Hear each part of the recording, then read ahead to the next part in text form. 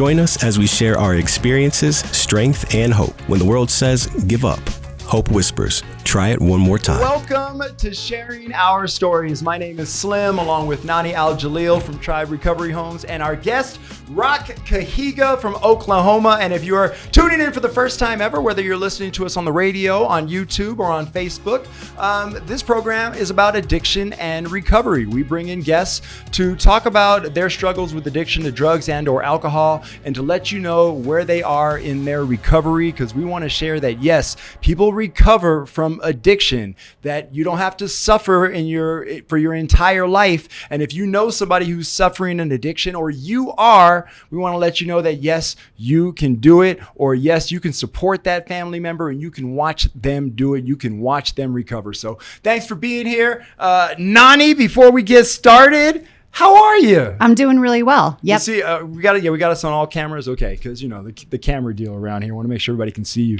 How you doing? I've been good. Things are going really well. Tribe's doing really well. We're very excited about everything going on. Tell everybody what it is, a little rehash on what your job is at Tribe Recovery Homes. Yeah. So I, business development and outreach. And what that means is that we go into the community, we talk with people, specifically our judicial partners, and other partners in the community. So what I do specifically is work on maintaining those relationships and staying connected with people, but also working on getting referrals to Tribe. And by referrals, you mean clients that need assistance? Yes. Okay. Yeah. Clients that need assistance. Exactly. Yep. Good. And how you been in life, girl? What's going on? Just What's doing new good with in you? life. Yeah. Yeah. Service commitments positions. We have the Colorado Regional Narcotics You work so hard. Do Prevention. you have fun for yourself ever? Yes. Do you take fun for you? Yes, I do fun. I have You do? fun. Yeah. You promise? Yep. Promise. You swear? Because Yeah. I'll start checking on you on the weekend. Like, what are you doing? And Yeah. you're like, I'm online right now and I'm putting together a plan to help people. Girl, some time for you. Yes. A little you time. But I know, for real, thanks for all the work that you do for everybody. Thank you. Come on, girl. Yeah. So Rock is our guest today, and I'm excited to have Rock here for a few reasons. I heard some great things about him before I got to meet Rock. One of the first things I said to Nani online was, "Do you smell what the Rock is cooking?" And of course, Rock, probably had an eye roll to that one, because he's like, yeah, I hear this all the time. But he has an answer to it. When we go, "Do you smell what the Rock is cooking?" His answer back in the day was meth. So I was like, all right, Rock got a good sense of humor. And I thank you for being here, man. I appreciate it. Absolutely. Rock, this program is yours. We're going to turn it over to you, and it's yours to share your life. And when I first met you, I was like, man, you look real familiar. And you said, did I rob you before? And I was like, no, I recognize people who have robbed me. But it also told me, just like the other statement he made, it's going to be an interesting story, and it's a man with a great sense of humor. I'd like to see where you are in your life now. Yeah, sure. So I welcome you. We thank Rock for being our guest. It is Rock Kihega from Oklahoma. Yep. Oklahoma, Oklahoma. Sorry. Okay. Had to go there. Rock Kihega from Oklahoma is our guest here on Sharing Our Stories, and we turn it over to you. Thank you so much. Awesome. Thank you so much for having me. Humor is a big part. I like to laugh now because there wasn't much laughter growing up and throughout my youth. So I like to laugh now. I'm hardly ever serious, and I'm always told to take that stupid smile off my face a lot of times now. So and I fail at it miserably. My tribe is from Oklahoma. I've traveled around quite a bit throughout my life. Your tribe is from Oklahoma? Yes, sir. Tell me about that. So real quick. I'm enrolled with the Otomazuria, or Turubenetache tribe of Oklahoma. We're 3,000 strong. Hold it down for the brown, yo. I'm also Cheyenne River Sioux, Standing Rock Sioux, and Iowa. So I'm a full-blooded mutt. Really strongly connected with my culture, my heritage. Very proud to be Native American. Beautiful. So my tribe is from Oklahoma. I was actually born in Santa Fe, New Mexico, 40 some odd years ago. And born to, I can only speak for my father. My father was a hardworking man. And, As far back as I can remember, he always had a job. However, he also had a problem with alcohol as well. My mom left when I was 3, and I've never seen her since. And I have an older brother and a younger brother, and she took them and left 40 some odd years ago, and I never got to be acquainted with them. So my father, growing up, was kind of rough. With a single parent. My dad had his substance abuse issues and he was abusive, physically towards me for a number of years, as well as emotionally abusive as well, unavailable. I think I can remember and probably count on one hand the times that we've said I love you to each other. It just wasn't something that was said. Emotions weren't something that weren't displayed. Back in my day, it was always like, you want something to cry about, I'll give you something to cry about, kind of thing. Growing up was kind of rough. Always had that feeling of not being good enough, not being smart enough. I remember getting letters from our schools in the states that I was in. You're in the top 10 percentile of readers and mathematicians and stuff like that. And I remember giving these to my dad and being so proud of myself, but my dad would be like, prove it constantly, just like prove it. It was just like, I have this letter here signed by all these heads of cities and states and stuff, and it still just wasn't never good enough. Going out for sports. I've never been a big dude, always been built like a sick girl. So, so going out for sports was always like a challenge for me. Like football. I tried football. And it's always when our team was ahead by 50 points and it was like 3 seconds left, like get in there and do something. And I had no idea. Yeah, exactly. Like Rudy. Except for I never got the happy ending, which is, so yeah, I was, and I lettered in wrestling actually because I was like 96 pounds all through high school, and like I had nobody to wrestle, so that's the only way I lettered is because I had no opponents whatsoever. So I lettered in high school wrestling. Yeah. So high school was fairly trying to fit in. Growing up in New Mexico. My dad again was really abusive, and I always thought that's how people were raised because that's what I grew up with. And I remember going to school once, and my dad used to wear a belt with our last name engraved in a leather belt, and I had that in my back going to school one day, and I'd bent over or something to reach and my shirt got pulled up, and a teacher saw these bruises and my last name on my back, and the state got involved, and they were getting ready to take me away from my dad, and my dad was like, "No, I'll quit drinking. Just don't take, my boy away." So he quit drinking cold turkey, as far as I know, and the emotional and psychological verbal abuse became even more prominent then. As you're not good enough, and then I found out you're supposed to have a mom, not just a dad. You're supposed to have a mom as well. So I started asking, where's my mom at? And I was always told that she didn't want you. And that was all I was ever told. And so growing up, and that's kind of what everybody in my family says, like, she didn't want you. She didn't want you. That compounded with, never being good enough, never being smart enough, never being enough for my father, kind of had me battling with low self-esteem issues all through high school, plus being built like a sick girl. And it's always, Dad's like, "Oh, you got to go lift weights and stuff." It's like, everything there's so heavy. Why would you lift everything there? So, I never went to the gym, to ease the pain of, not being good enough and not being smart enough, I started, hanging out with the kids in the alleys and started out smoking cigarettes. Which always seemed like the cool kids at first. Right. That's why it happens. Because you're like, oh, you look like the cool kids. You're smoking cigarettes. Yeah, you seem all right. Right. Yeah. This is where I fit in. And, no questions asked. Here, have a cigarette. Let's go smoke. So, yeah, that's kind of like where it started and where I started, going towards. And it's where I finally started to feel a little bit like I belonged. And so started smoking, stopped doing sports because, smoking and sports don't really mix. And then the smoking cigarettes and evolved into drinking.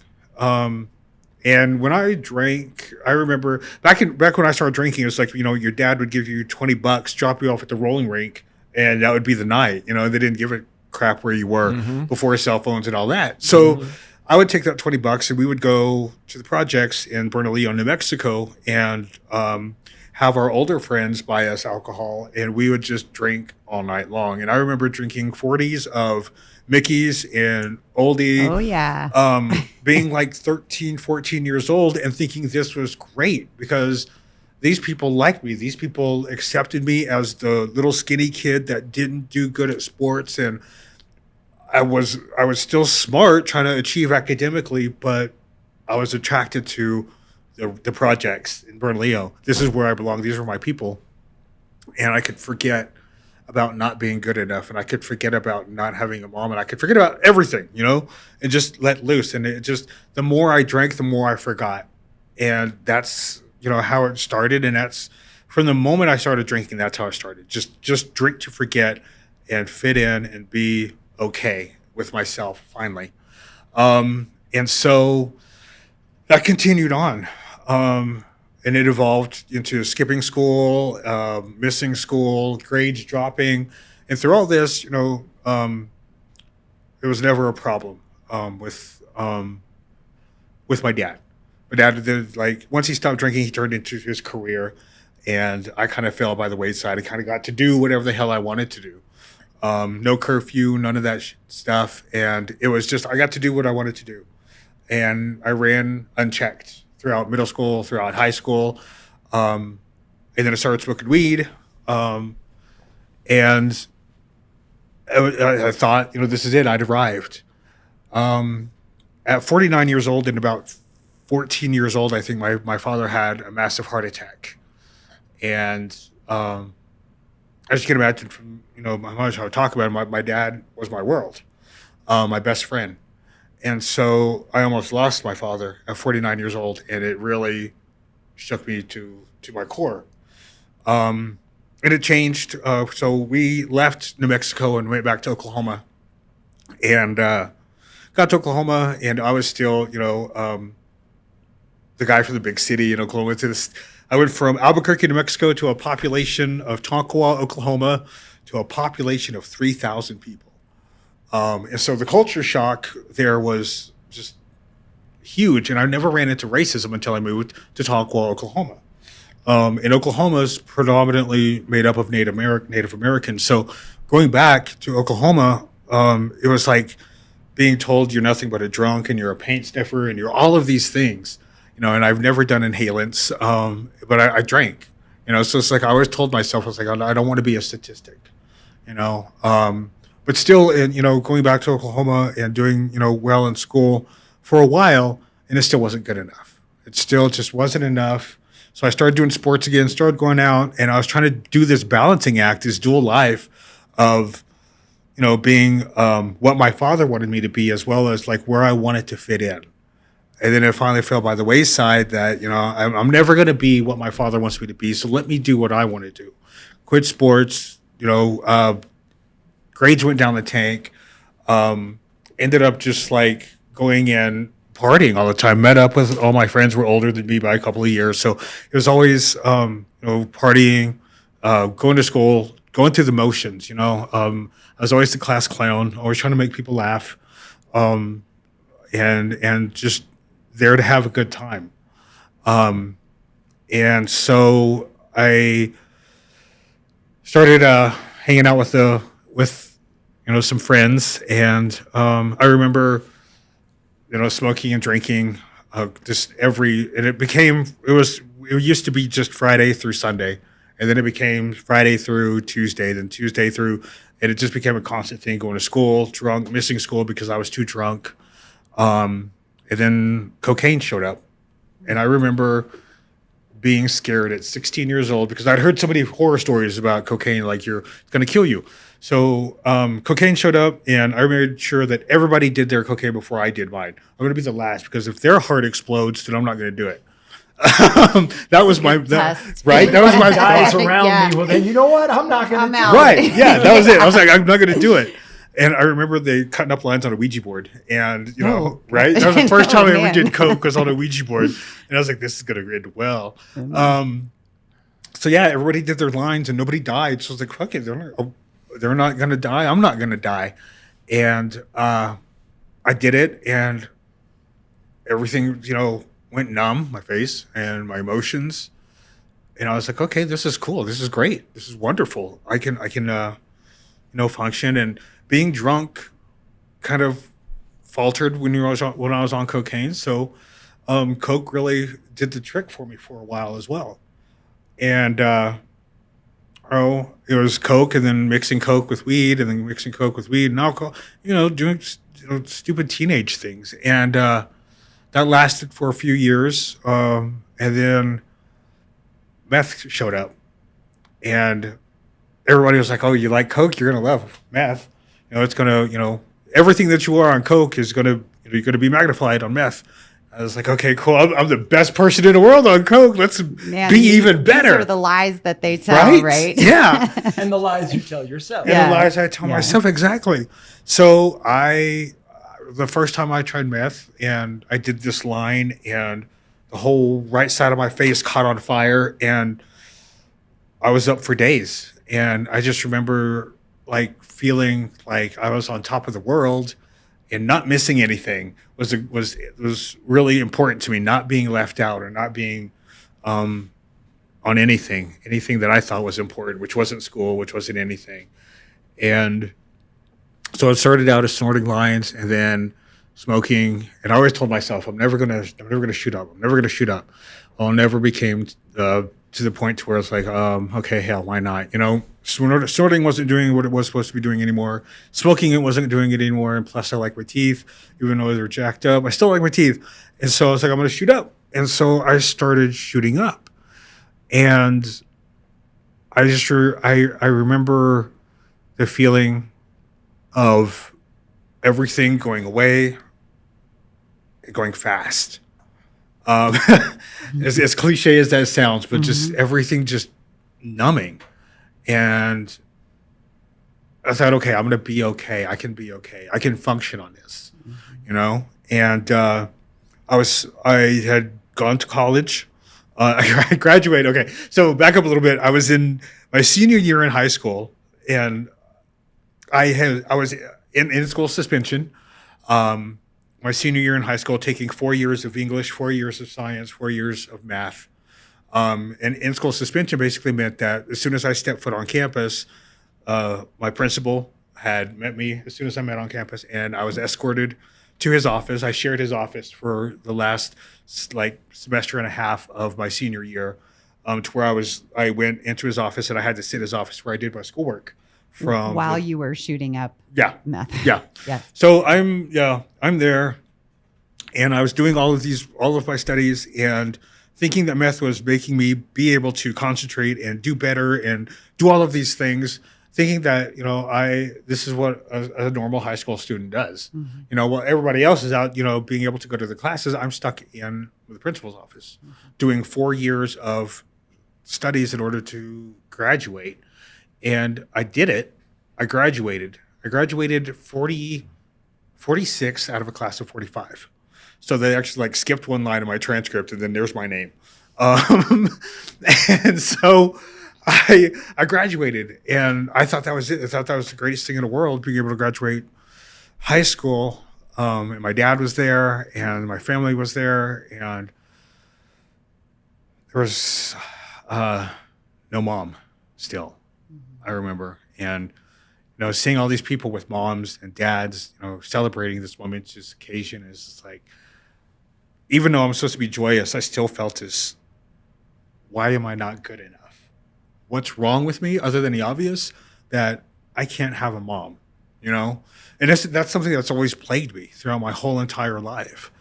And so, I remember throwing my cap up in the air at my graduation, saying bye to 3 people, walking to my friend's car, getting in the car, going and had a handle of vodka in the car and just slamming it to numb those feelings of inadequacy that I've always had.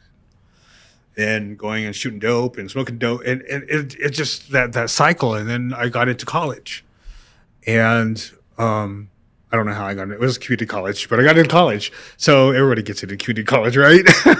So I got into college, and I'm still shooting dope, and I'm still a raging alcoholic. And I get this opportunity to work for my tribe and go to New Mexico, NMSU. So I do it, and I end up going to this New Mexico State University. And while I'm there, I'm still a raging alcoholic, blacking out pretty much every night, doing my studies, and it evolves into me and the RA taking the campus van, going down to Tijuana or to Juarez, Mexico on the weekends and picking up cocaine to sell to the students at NMSU. And thinking that this is normal, this is the life, this is what everybody wants.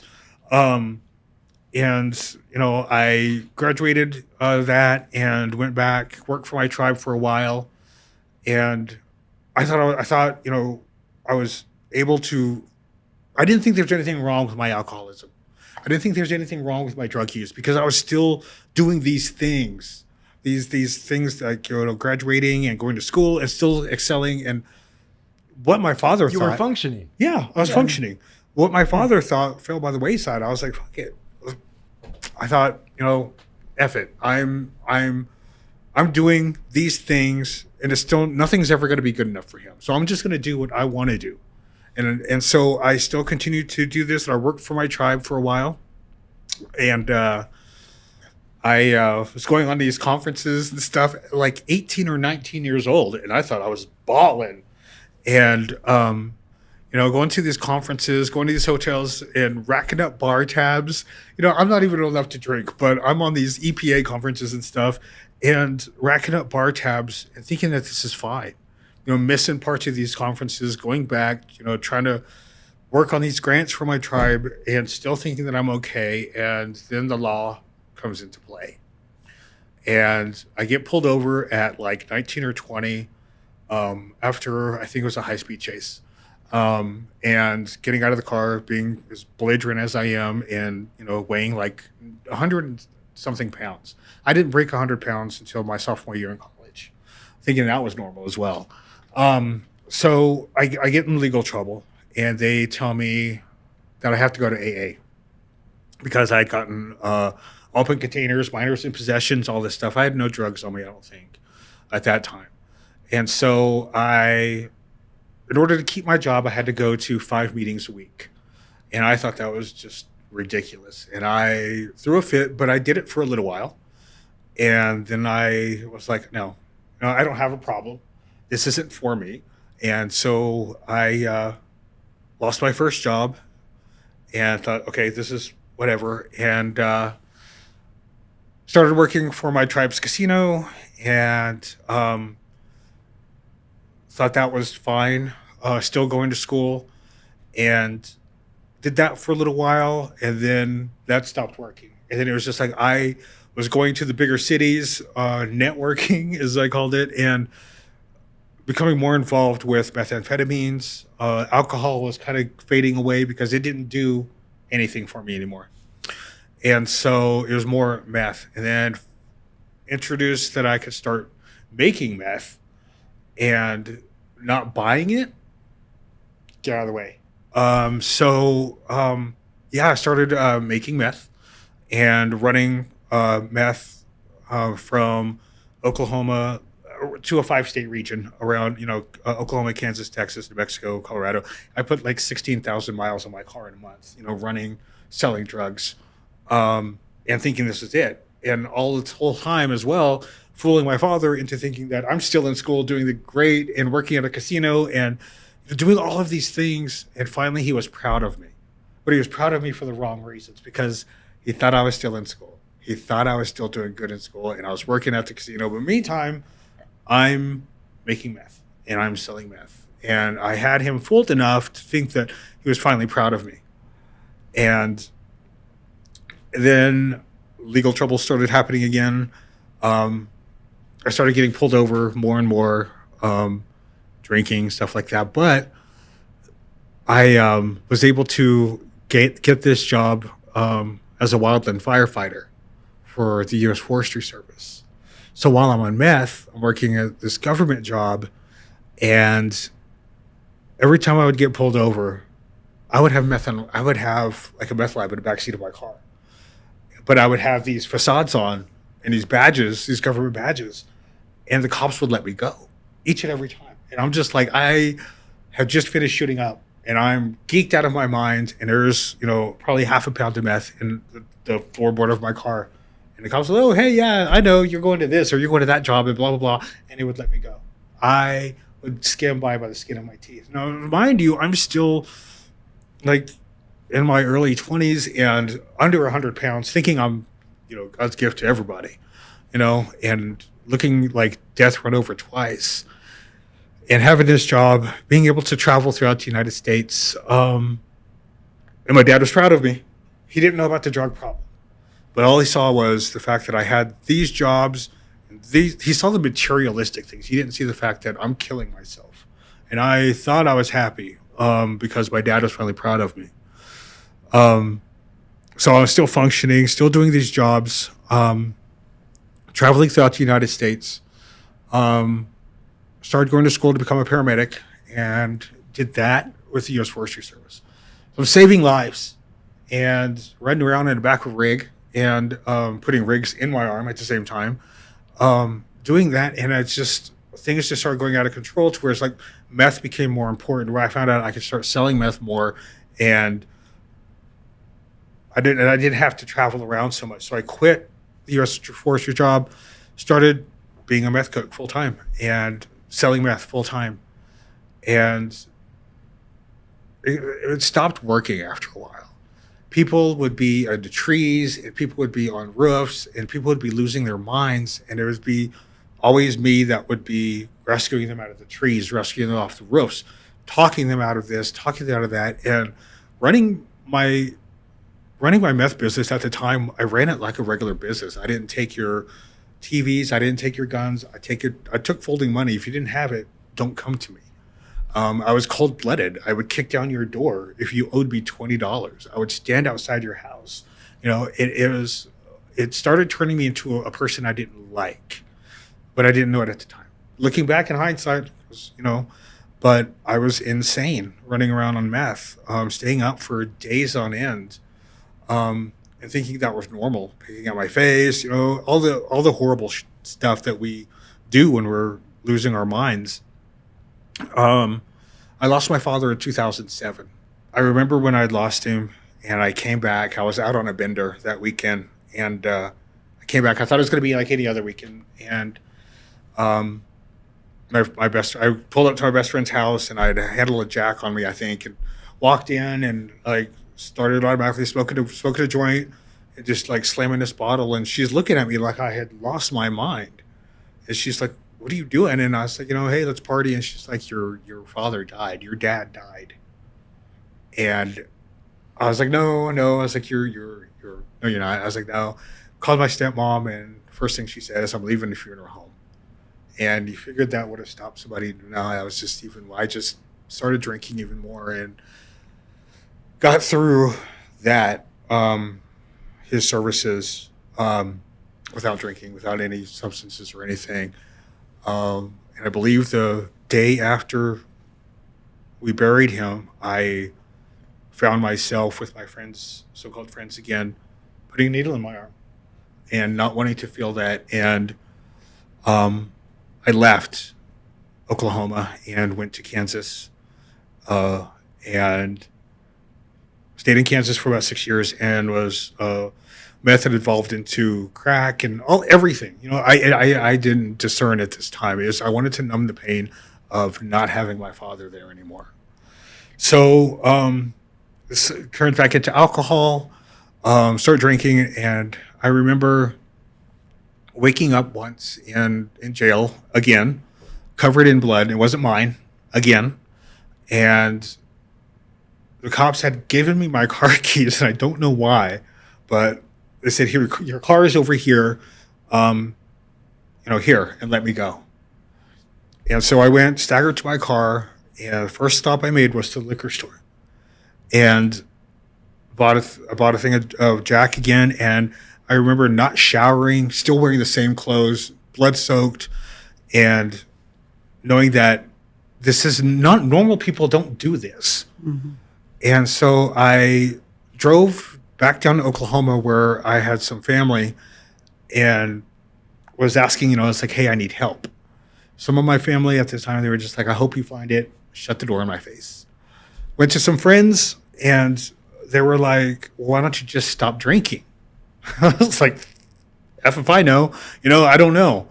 And so I had gone, I think I was down in Oklahoma City and I was at my end. I was like, this is it. I don't want to be here anymore. This is too much. The legal troubles were piling up, losing my father. And I remember driving down I-35 just in this blur of alcohol. And I have a brother that lives here in Denver, and he has now 18 years in a program. And I remember calling him and just being in so much pain and just being like, I don't know what to do, but I'm about to take my car and hit one of these cement pillars under this bridge. And he told me, he's like, I love you and I will help you if you're serious. He said, just come out to Denver. And I said, okay. And I went to a detox in Oklahoma that my brother had arranged for me.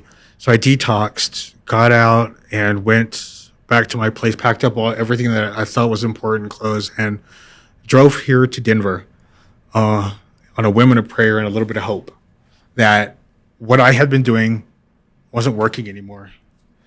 And I just remember talking to my dad the whole way out here. Like, please, if I'm doing the right thing, just help me. And, coming out of a detox, out of everything that I had been doing for all this time, I remember, I was so crazy that we had skipped forward in time because we went through this time. I went through the time zone change, and I thought, well, I can't go back now because it'll cause a rip in the space-time continuum. And this is a literal thought I had. And I can't go back now because it'll cause a rip in the space-time continuum all in the world.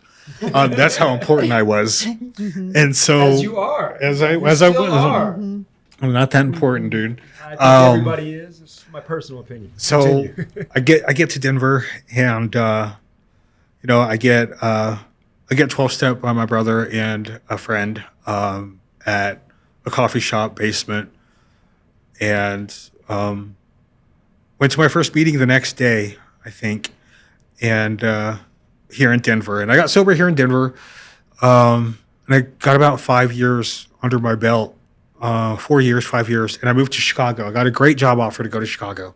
So, and I remember I didn't want to go because Denver was my where I got sober, and I didn't want to leave that comfort, place. My safe place. Yeah. So I was trying to figure out every way to get out of it. But, after a while, I was talking to my sponsor and, praying about it, and I went. And, the money was great. And I got to Chicago and ended up finding a program in Chicago, CMA, Crystal Meth Anonymous, and thinking I'm going to give this a try.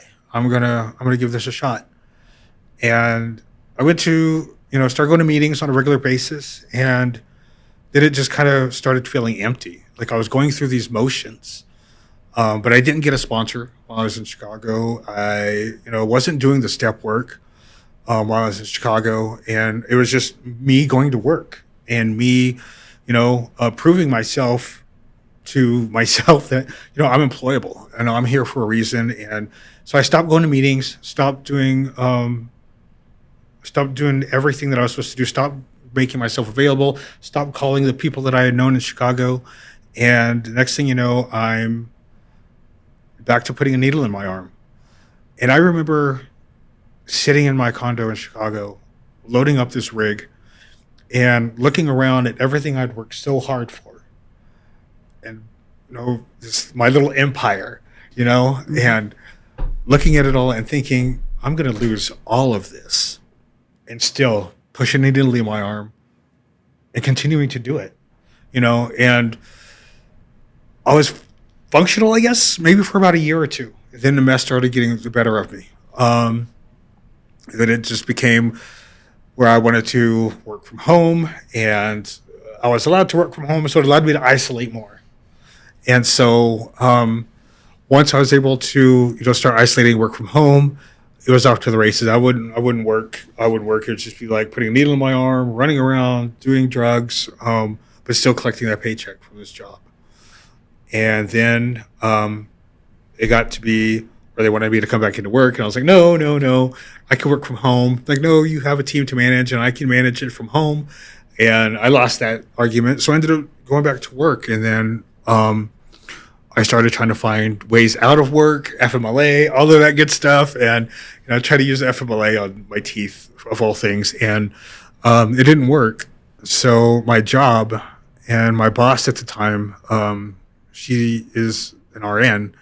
And I remember her being honest with her when I first met her, like, hey, I'm an addict. I'm in recovery when I first met her, and then going to her and telling her I'm an addict and I hate myself and I want to die. And I have these ropes in my closet and I go home and I look at them and I don't know what stops me every night from not hanging myself in my closet, but coming back here.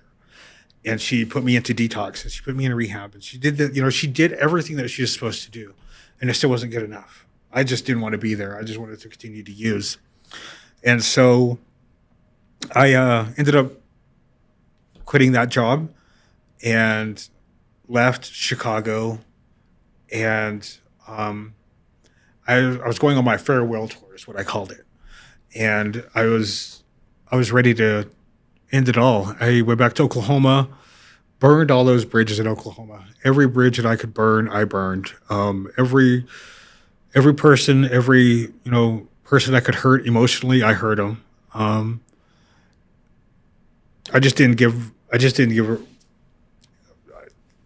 a crap anymore. I was done. And I remember getting on a plane coming back here to Denver. And I have a friend, really close friend of mine, that's buried out at Fort Logan Cemetery. And my intention was to come here, say goodbye, buy a bag of dope, go up to the mountains, and never be seen again. So I get off the plane, and all I have at this time from my empire in Chicago, all I have is a backpack full of clothes. And somehow I ended up back at 1311 York Street, standing on the stairs, looking up those freaking stairs that seem to go on for eternity, and standing there making up every excuse of not to go back into that building, not to go up those stairs. So I remember calling my first sponsor and smoking a cigarette and telling myself, well, that meeting's already started. I can't go in late. Oh, that meeting's already started. Let me call my sponsor. Let me do every excuse not to go into the meetings. But finally I made it into a meeting. And I ran into a friend, and she had a couple of years before me when I first moved here years ago.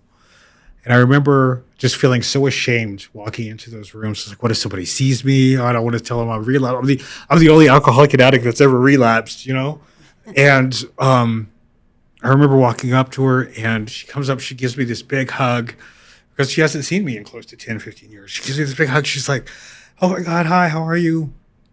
She's like, I'm celebrating 3. And I was like, years? She says, days. Oh, how crazy. And right then, it was just that feeling of uniqueness just went away. And I was like, I'm on day 3.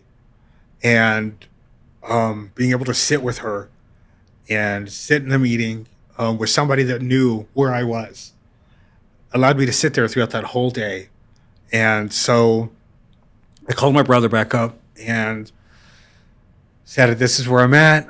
I'm at my end again. And I went to Stout Street for a couple of days. Lasted in Stout Street for a couple of days. And that's common. It's okay. Yeah, that's okay. So not a sign of failure at all. Right. So I went to Stout Street for a couple of days, lasted Great there. place. Yeah. No knock, Stout Street, do your thing. No, they're a great place for real. So went there for a couple days, and then that didn't work out for me. So then my brother, who saved my life, had all these connections. He's like, how about sober living? You want to do sober living? And at this point, I'm like, I'll do anything, And so I got to another sober living, Aurora Sober Living, and I was there, managed to get 8 months there, managed one of their houses, and Aurora Sober Living did for me it had what I needed at the time, the structure and everything. And I evolved from that to Oxford House, where I stayed in Oxford House until I got a year. And I promised myself I would do a year in sober living. So I did that, and I was of service in Oxford House. I managed to be their chapter chair for a little while, and then I met some great people there. Moved out of there. I just moved out in, I think, March or April of this year, signed a lease to my own place. And I started working for this great company, or this great organization, Tribe Recovery. And through all that, I still attended the meetings. I still go to meetings. I have a sponsor. I do, I sponsor people, and it's funny, when people look at me and they come in and they tell me that, they look at me as a sign of hope, and I'm not. I'm just a dude that got lucky. I got lucky by being able to remember the suggestions that I was told of go to a meeting, make yourself available, as slutty as that sounds.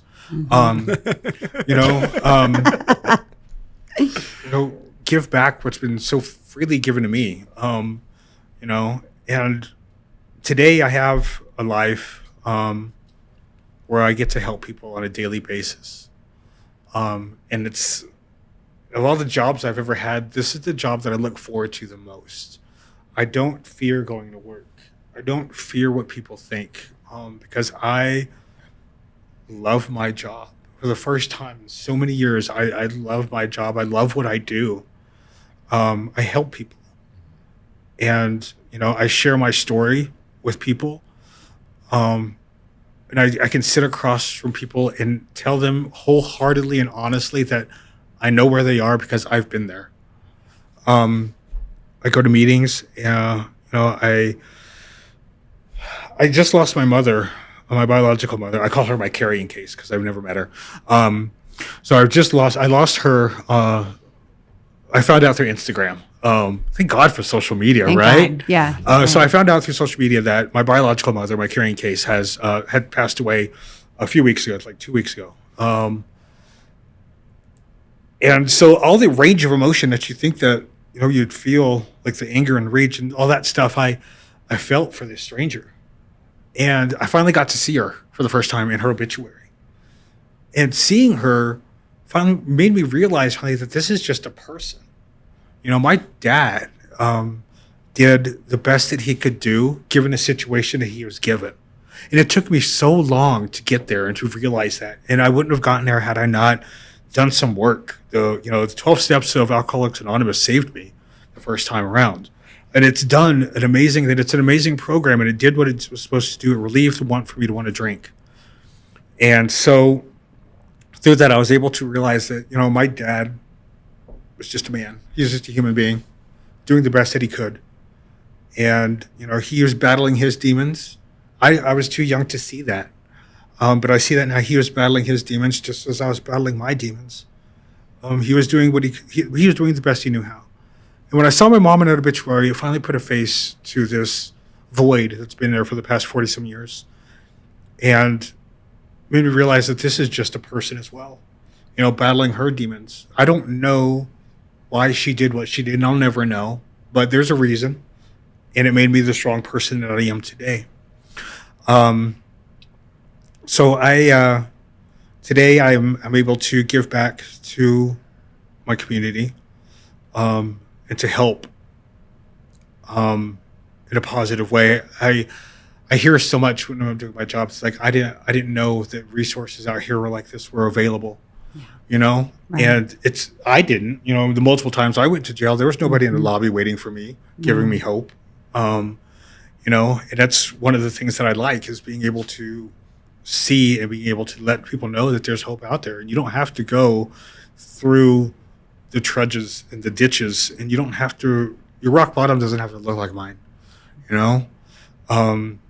It doesn't have to be horrible. There's hope out there. There's people that love you, you know, even if they don't know you, you know, I love you. You're human beings, you know, you're capable and you're worthy of love. I'm worthy of love, you know? It is something that I struggle with today. Through my upbringing, is telling myself that I'm worthy of love, and being able to tell people that I love them and hug people, and show affection. Those are things that I've learned through this program of recovery and being part of this organization that I'm a part of now. You know, they took a chance on the weird kid, and and I like it. Like I was telling my old boss, I think I finally found my tribe. I find people that accept me for me. You know, I've always told myself, you know, I always looked at myself as different. You know, you're Native American, you're left-handed, you're an alcoholic, you're an addict. One more and you could win the lotto. You know, it's just like, it's like all of these things that make me me. Now people look at me and they're like, you know, I'm fallible.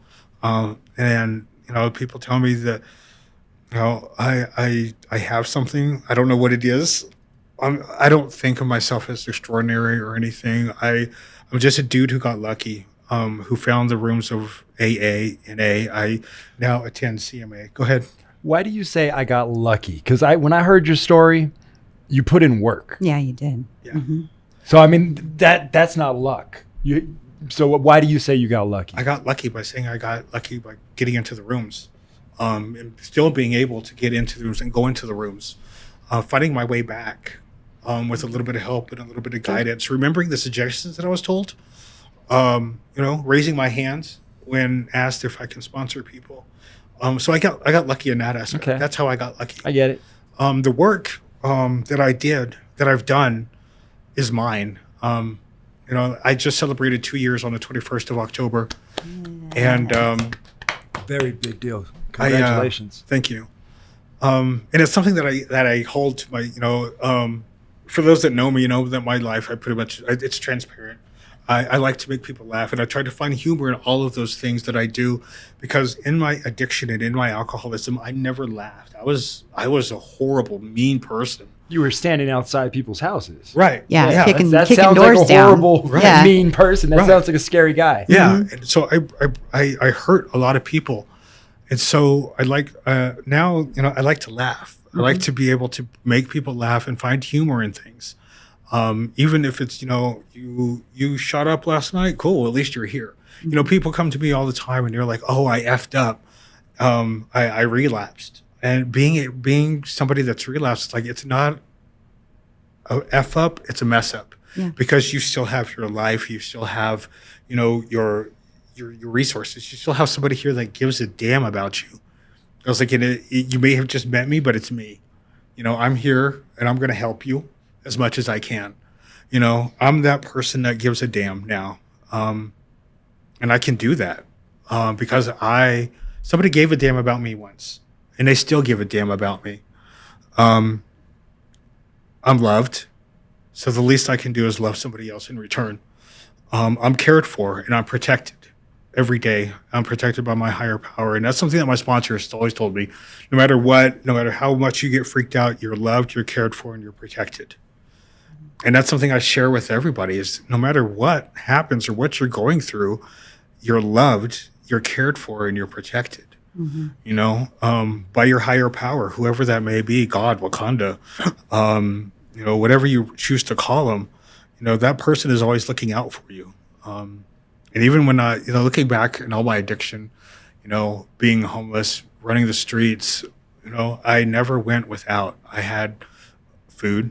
I had a way to shelter myself. I had clothes on my back. Those basic necessities that some people take for granted, I always had. And looking back on it, it was my higher power taking care of me. Even when I turned my back on my higher power and thought that I knew better, you know, and I know where these people are now. You know, so the least I can do today is give back a little bit and help and be an ear, you know, and tell people that you can get lucky too. Just have a little bit of willingness. Like a big book tells us, we just need a mustard seed of faith to open that door. Yeah.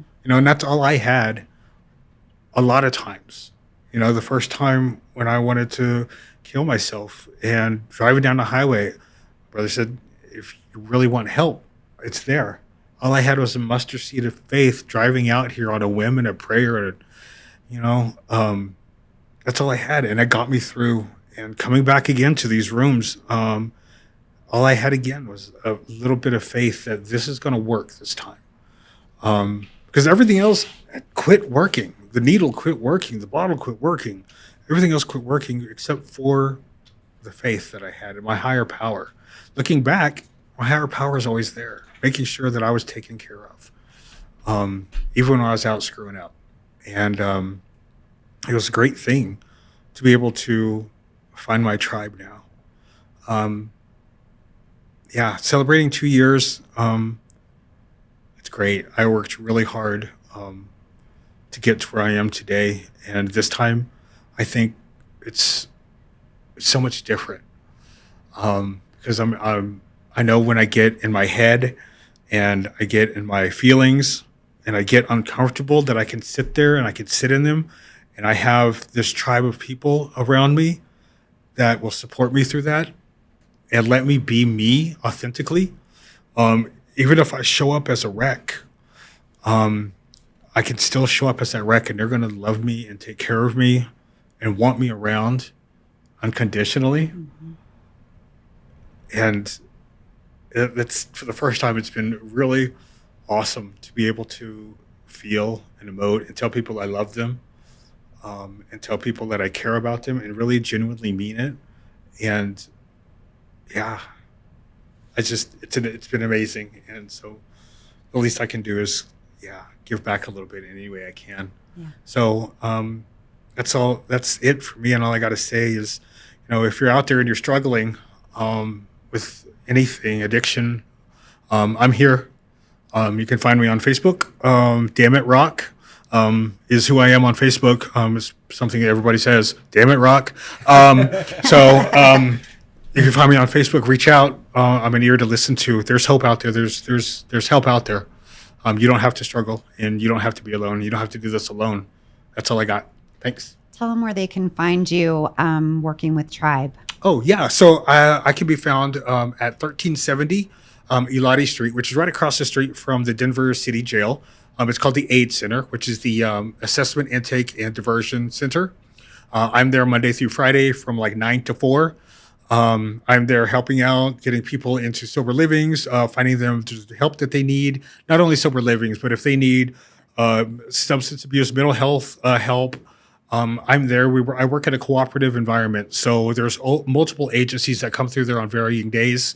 I'm there, though, stationed Monday through Friday. If I'm not there, you can find me at Second Chance Center, Second Chance in the city, which is at 1391 Delaware Street. So that little legal block is where I'm usually at. So come and see me. Come and talk to me. I'll be more than happy to help and listen. So, thanks. That's awesome. I love this guy. Yeah, man, you are an awesome guy. Thank you. So from now on, it's can you smell what the Rock is cooking? Hope. Hope, not meth. Hope. Yeah. It's not This meth man anymore. is No, it's hope. cooking hope, spreading hope. Yeah. Man, thank you for sharing. Thank you for your honesty. Thank you for being an open book. Thank you for being so transparent. Mm-hmm. And congratulations on 2 years. Thank you. Mm-hmm. And here's to many, many more. And for that work you're doing in our community. Mahai, this is Sharing Our Stories, and our guest today has been the one, the only Rock. If you smell what the Rock is cooking. If you would like to be a guest on our program, please contact us. We would love to have you. We would love to have you share in your recovery, share and be transparent about your life. We believe that this program, by doing it, we have a hope that it reaches at least one person in our community, and hopefully that person can say, you know what, I related to what the Rock had to say. The Rock. I related to what Rock had to say, and it made me think about myself, and it told me that, you know what, I can do this too. Maybe you've struggled with relapsing and you go, you know what, I just relapse and I don't know how to stay clean. You can relapse and you can definitely get clean and stay clean. So we want to let you know that if you want to come be on our program as somebody who's in recovery, please do that. If you need to reach out, if you are looking for somebody to help you, you can contact anybody here. The number for Tribe is 720-60-TRIBE. That's 720-60-TRIBE. You can go online to triberecoveryhomes.com. And we also want to thank a big special thanks to Caring for Denver. Caring for Denver is an organization here in the Mile High that helps our recovery community stay connected to better assist those looking and in need. So we want to thank you for being a part of this program. You can find it on Facebook. You can find it on YouTube. Please like, share, and subscribe. And please join us as we continue to share stories of recovery. Thank you to Rock, my man. Yes.